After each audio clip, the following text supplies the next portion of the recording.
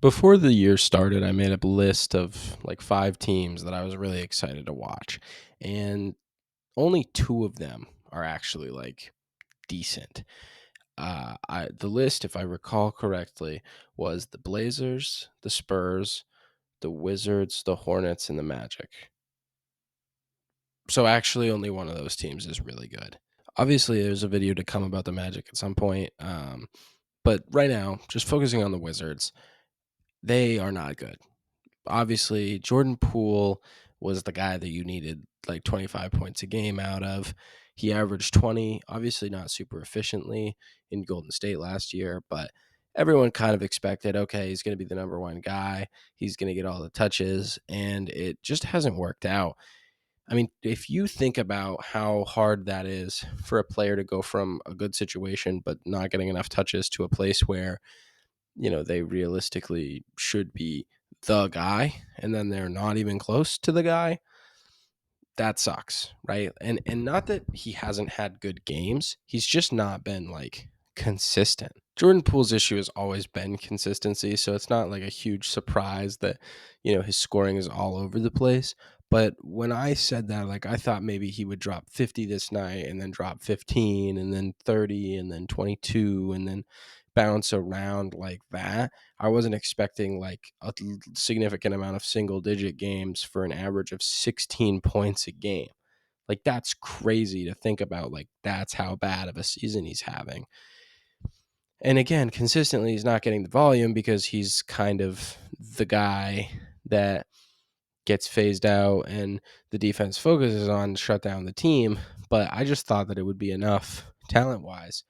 Jordan Poole and Kyle Kuzma, and obviously not to be a huge playoff competitor, but like they would be decent, right? That was my expectation. It's really hard to see teams like the Hornets and the Wizards and the Pistons in the East just continue to suck every single year.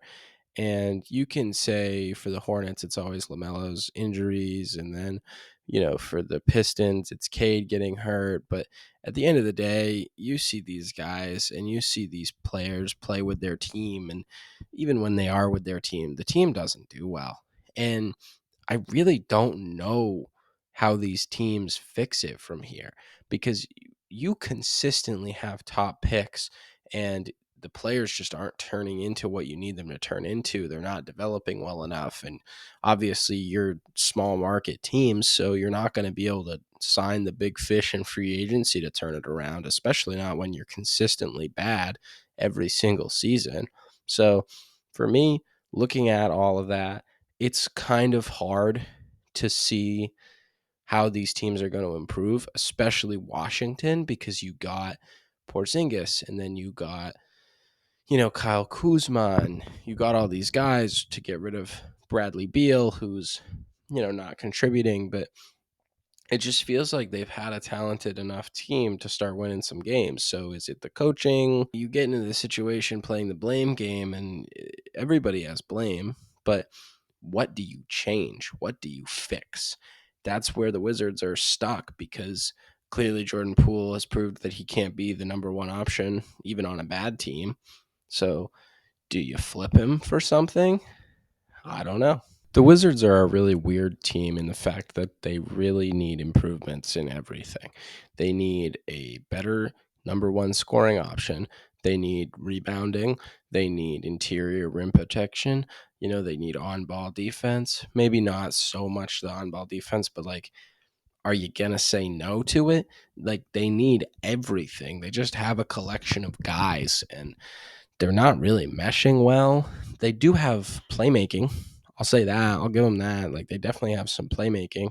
Not a ton of it. Jordan Poole's not the playmaker that you would want him to be, but you've got Tyus Jones and Denny Advia is not a horrible playmaker. Kuzma, I mean, you've got guys. They're not necessarily the best playmakers. I'm sure they're not playing the most team friendly basketball, but what are you going to do? That's really where it's like, where do you go from here? And it's the same question every team at the bottom of the standings asks themselves every single season. Where are we going from here?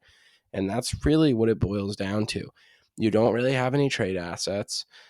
you've got some young pieces, but you don't want to get rid of those guys, and all your other guys just aren't going to be guys on a championship team. Kuzma could. Like Kuzma, maybe you can trade him for something. But other than him, what are you getting rid of? Jordan is probably stuck with you. I mean, he has a fat contract. I don't know who's picking that up.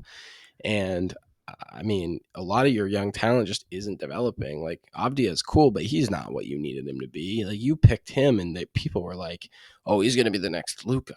No, he's not. Don't even say that. He was like pick 7 or 8 or something 9. Like way, way too late in that lottery to be a Luca caliber player. But even he will never become what rookie Luca did. Like he couldn't even reach that. And to even set him up for that was ridiculous. As some people were like, "Oh, he's not from America. He's overseas guy." That does not mean anything, clearly. Like he could be Slovenian, he could be Luka's brother. I don't care. He's not going to be Luka Doncic. The reason that I wanted to make this video really is just because of Jordan Poole, and it's just sad. It just makes me sad because that's a guy that I rooted for, especially when he was traded. I felt like the Warriors did him dirty. Draymond punched him in the face.